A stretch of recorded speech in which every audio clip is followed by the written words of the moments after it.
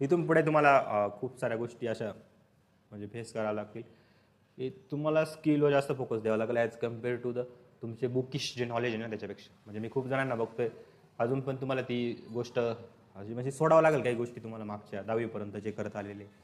आता तुम्हाला मेन काम कशावर द्यायचे, फोकस कशावर द्यायचा आहे, कम्युनिकेशन स्किल सुधारावा तुमचे. कम्युनिकेशन स्किल नंतर तुम्ही अजून जास्तीत जास्त कोडिंग नॉलेज आता तुमचं वाढवा, नवीन नवीन गोष्टी शिका, नवीन नवीन AI टूल्स शिका.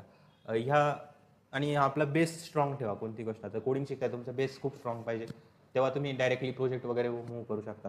म्हणजे मी बघतो की डायरेक्टली मुलं काय करतात की आपल्याला त्याच्याबद्दल काही माहीत पण नाही, पण AI टूलचा यूज करताय डायरेक्टली.